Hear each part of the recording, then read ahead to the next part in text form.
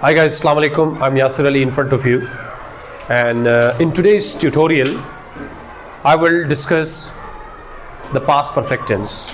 अगर आपको याद हो अपने previous tutorial में मैंने आपको the past perfect tense पढ़ाया तो था, लेकिन मैं बार बार एक चीज़ का तस्करा कर रहा था कि the past perfect tense को हम अकेले इस्तेमाल नहीं करते. ये टेंस कंबाइन होता है या जोड़ा जाता है पास्ट इंडेफिनिट टेंस के साथ. तो प्रीवियस ट्यूटोरियल में तो सिर्फ हमने पास्ट परफेक्ट टेंस को पढ़ा और सादा टाइम लगाकर जुमले बनाए. But today I will teach you people how to make a combination, कि आपने इसको कंबाइन करके कॉम्बिनेशन में जुमले कैसे बनाने होते हैं. तो चलिए आगे बढ़ते हैं अपने टाइटल की तरफ, the past perfect tense.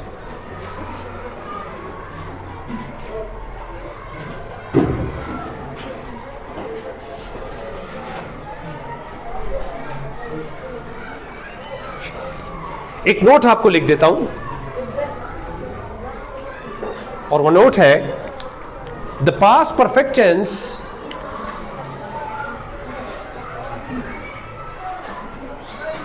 The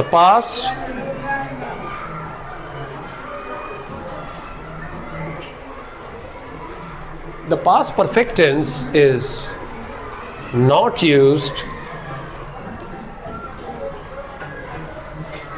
alone. It is okay. It is combined. It is combined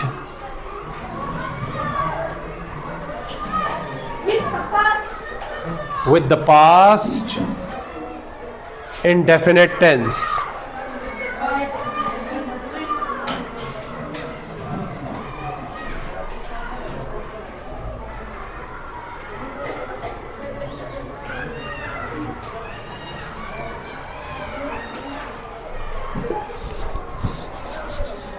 अच्छा बेटे, गौर कीजिएगा व्यूअर्स, आप भी देखिएगा. मैं ये कहना चाह रहा हूँ कि पास्ट परफेक्ट टेंस और पास्ट इंडेफिनिट की जब हम यूजेज को या डेफिनेशंस को लिखते हैं तो बात हम एक ही करते हैं कि these tenses are used for those sections which started in the past and finished in the past too. लेकिन अब बात ये पैदा होती है कि सर अगर दोनों काम माजी में शुरू हुए और ख़त्म भी माजी में, तो दोनों टेंसों को क्यों यूज़ किया, एक ही को कर लेते. हाँ, मैं आपको इसका एक वजह बता देता हूं कि इसमें आपको दिमाग में क्या बात रखनी होगी.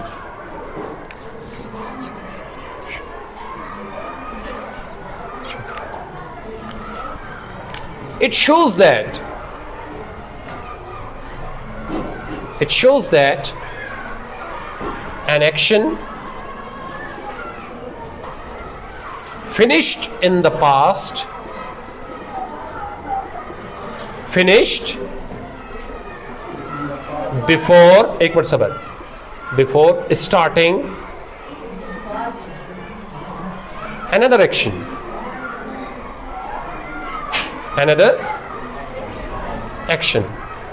बेटे ये कहना चाह रहा हूं कि जब आप पास्ट परफेक्ट और पास्ट इंडेफिनिट को जोड़ते हैं तो इसका मतलब ये होता है कि माजी में एक काम शुरू भी नहीं हुआ था कि दूसरा काम खत्म हो चुका था. तो साबित क्या हुआ, अब मैं एक फार्मूला बेटे आपको बता देता हूं, एक जुमला आपको बना के सिखा देता हूं. गौर करना है आपने, पहले फार्मूले की सूरत में देख लें.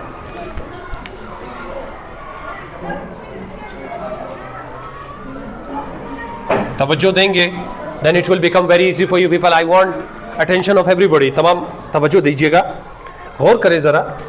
फार्मूला ये कहता है बच्चों, subject plus head plus third form of the verb plus object plus conjunction plus subject plus second form of verb plus object और प्लस फुल स्टॉप. और कीजिए बच्चों, पहले मेरी तवज्जो, जब तक आप मुझे सीखेंगे नहीं, it will be useless for you people. पहले एग्जांपल्स को भी देखें, लिखते भी रहे. मैं कहता हूं द patient had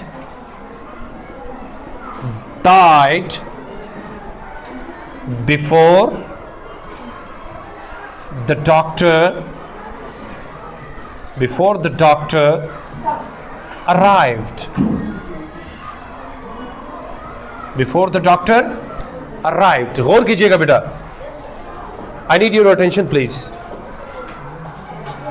अगर आप यहां से यहां तक देखें, आपका सब्जेक्ट क्या है? The patient. आपका हेल्पिंग वर्ब क्या है? हेड. ये वही चीजें जो आपको मैंने पिछले ट्यूटोरियल में टेंस पढ़ाते हुए समझाई थी. आपका ऑब्जेक्ट तो यहां पर इस्तेमाल नहीं हुआ क्योंकि इसको जरूरत नहीं पड़ी. अब आगे आ जाए, कंजंक्शन क्या है? बिफोर. अगला टेंस शुरू कर लेते हैं. What is subject? The doctor. EOP नहीं है बेटा. और सेकंड फॉर्म क्या है? अराइव. तर्जुमा पता है क्या बना? डॉक्टर के आने से पहले, डॉक्टर के आने से पहले मरीज मर चुका. तो बेटे साबित यह हुआ कि माजी में पास परफेक्ट टेंस के जो एक्शंस हैं वो पास इंडेफिनिट टेंस से पहले खत्म हो चुके होते हैं. मेरी बात समझ आई? मैं कहता हूं द पेशेंट हैड डाइड, पहले यह काम हुआ. Before the doctor came, doctor के आने से पहले पेशेंट मर चुका था. हो सकता है कि डॉक्टर अभी पहुंचा लेकिन पेशेंट उसको किस हाल में मिला? मरी हुई हालत में. तो अगर आपसे कोई पूछ ले कि भाई पास्ट परफेक्ट और पास्ट इंडेफिनिट में क्या फर्क है, तो आप उसको ये बता सकते हैं कि पास्ट परफेक्ट टेंस के जो एक्शन है वो पास्ट इंडेफिनिट टेंस से पहले होते हैं माजी में. अच्छा बेटे एक चीज और भी आपको बताऊं, आप इन दोनों की जगह चेंज भी कर सकते हैं. अच्छा एक बात और भी याद रखना बेटे, ये जो कंजंक्शन होता है ना वो पास्ट इंडेफिनिट टेंस के साथ जुड़ के चलता है. यानी मैंने इसको अलग रखा लेकिन ये है इसका हिस्सा. असल में ये टाइम क्लॉज भी है, कनेक्टर ऑफ टाइम भी है. आप चाहें तो इस जुमले को यूं भी कह सकते हैं. देख लो मैं आपको, और कोई बच्चा कहता है सर अगर मैं इसको यूं कह दूं, बिफोर द डॉक्टर अराइव्ड. अब यहां कॉमा लगाएंगे, क्यों? क्योंकि कंजंक्शन तो वहां चला गया. द पेशेंट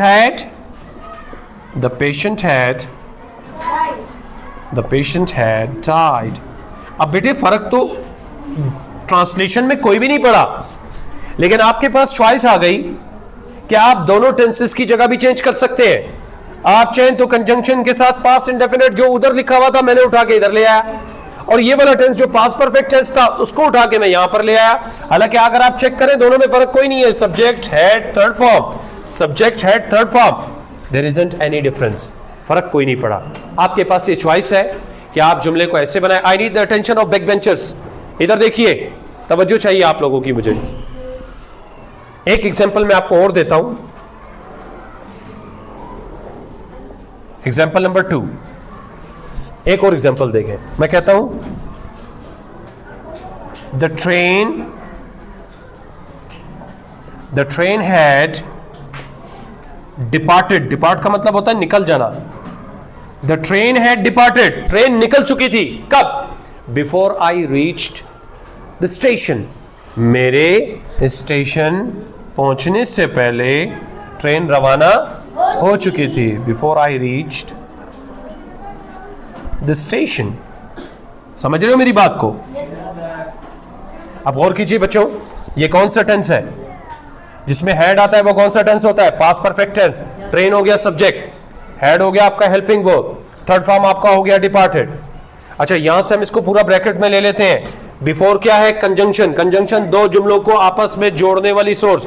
क्योंकि आपका बेसिक लेक्चर है ना, अभी आपको इस बारे में लेक्चर नहीं दिया गया, दैट्स व्हाई मैं आपको यूं ही कह रहा हूं कि ये कंजंक्शन है. इसके ऊपर बहुत ज्यादा बहस हो सकती है, लेकिन इस वक्त बेसिक लेक्चर के तौर पर आप इतना ही समझिए कि ये कंजंक्शन यानी दो जुमलों को आपस में जोड़ने वाला.